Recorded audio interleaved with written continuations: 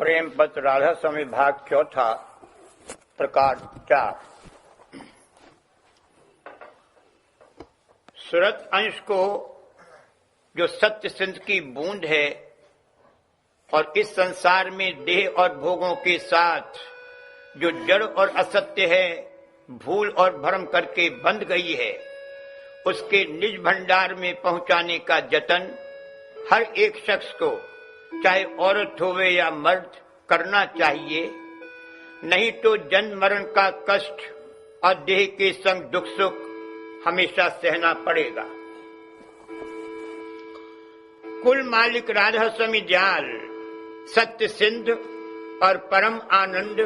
और महाचैतन्य स्वरूप अपार और अनंत हैं और जीव यानी सूरत उनकी बूंद और अंश है और वो त्रिलोकी में उतरकर और काल और माया के जाल में फंसकर मन और इंद्रियों और देह में बंध गई है और अनेक भोगों और पदार्थों और कुटुंब परिवार वगैरह में आसक्त होकर दुख सुख सहती है और जो कि देह माया के मसाले की बनी हुई है और वो असल में गुबार रूप है और इस सबब से एक शक्ल में हमेशा ठहर नहीं सकती। इस वास्ते उसको बारंबार देह बदलने से जन्म मरण की तकलीफ उठानी पड़ती है। असल में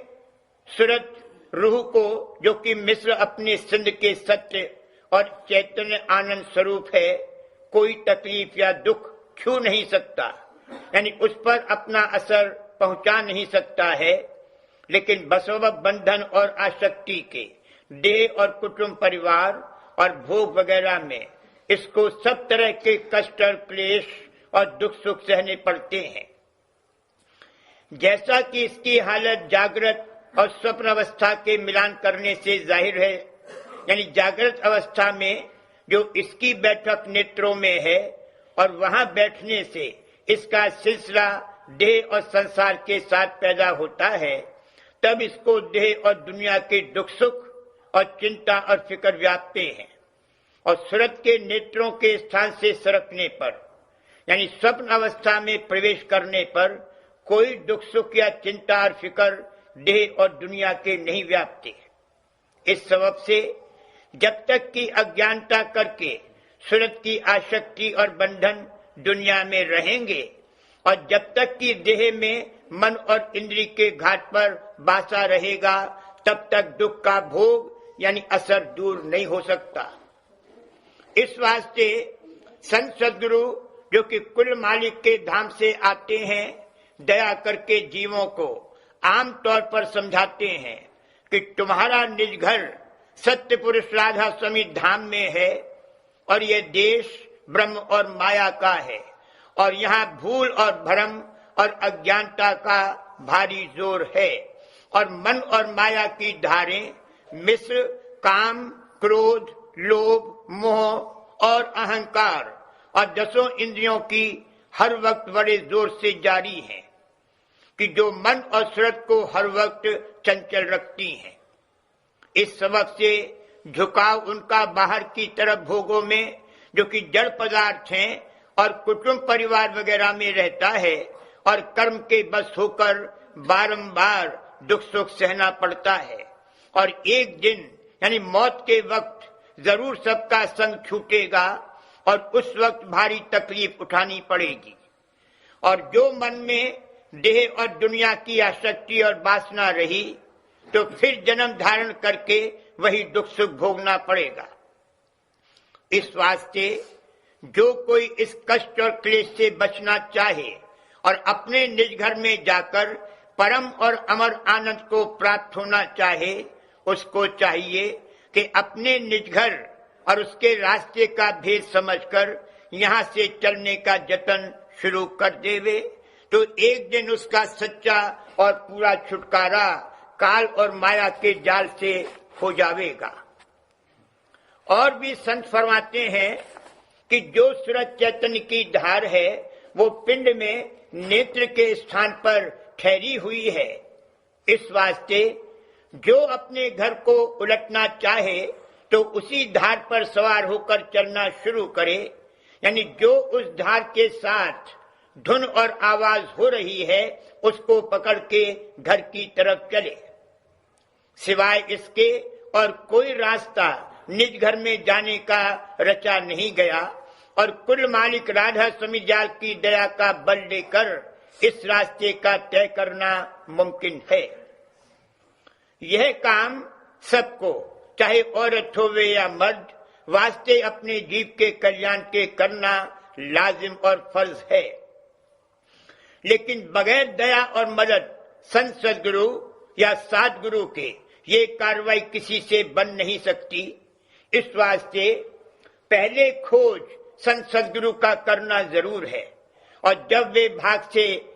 मिल जावे या सद्गुरु या कोई उनका सच्चा प्रेमी मिल जावे तो उनके साथ प्रीत भाव करना और उनके उपदेश के माफिक नित्य अभ्यास करना चाहिए। संत सदगुरु का उपदेश सूरज शब्द के अभ्यास का है और उसकी चाल नेत्र के स्थान से चलती है और ध्रुव मुकाम तक रास्ते में कितनी ही मंजिलें हैं और हर एक मुकाम का शब्द जुदा है। तो ये सब भेद लेकर विरह और प्रेम अंग के साथ अभ्यास शुरू करना चाहिए। वास्ते दुरुस्ती से बनने अभ्यास के जीव को चाहिए कि संसार और उसके भोगों से किसी कदर बैराग चित्त में लावे और चरणों में कुल मालिक राधा स्वामी जाल के अनुराग पैदा करे। और ये दोनों बातें संत सदगुरु के सत्संग और उनकी दया से प्राप्त होंगी। इस वास्ते उनका सत्संग छेद कर यानी होशियारी और थोड़ा बहुत शौक के साथ करना चाहिए। और अभ्यासी परमार्थी को इस बात का भी ख्याल जरूर रखना चाहिए कि जितने भोग विलास और पदार्थ संसार में हैं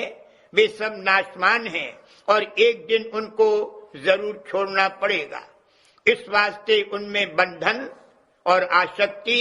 जरूरत और कार्रवाई के माफिक करना चाहिए। ज्यादा आसक्ति अभ्यास में बिघन डालेगी और वक्त वक्त पर उसके सबब से दुख भी होवेगा। और ये भी ख्याल रखना चाहिए कि सूरत चैतन्य और आनंद स्वरूप है और जितना सामान दुनिया का है वो सब जड़ है। फिर इन दोनों का आपस में असली मेल नहीं हो सकता। सिर्फ देह की संभाल और गुजारे के वास्ते इनसे किसी कदर मेल रखना जरूर है। बहुत आसक्ति अपने निज पद की तरफ से भूल और संसार में भ्रम पैदा करेगी और ऐसी कार्रवाई से दिन दिन गफलत और अपने जीव के कल्याण की निस्बत बेपरवाही बढ़ती जाएगी और नतीजा उसका ये होगा कि जीव भोगों की प्राप्ति के निमित्त उम्र भर पछता और खपता रहेगा और इसी आशा और वासना के अनुसार बारंबार देह धरकर दुख सुख भोगता रहेगा और जन्म मरण की फांसी नहीं काटी जाएगी। इस वास्ते हर एक जीव को, चाहे औरत होवे या मर्द,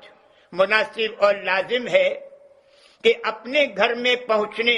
और अपने अंशी यानी सिंध स्वरूप से मिलने का जतन संत सदगुरु की जुगत के माफिक जरूर करे तो एक दिन परम आनंद को प्राप्त होगा और दुनिया और देह के बंधन से छुटकारा हो जाएगा। इस कार्रवाई से अभ्यासी को दुनिया में भी उसका दुख सुख कम व्यापेगा और आसक्ति भी उनमें आहिस्ता आहिस्ता कम होती जाएगी और आखिर वक्त पर अपने निज घर की तरफ सुखाला जाएगा। यानी दुनियादारों के माफिक उसको तकलीफ न होवेगी क्योंकि वो जीते जी उस रास्ते को जिस पर मौत के वक्त सबको जाना पड़ता है थोड़ा बहुत साफ कर लेगा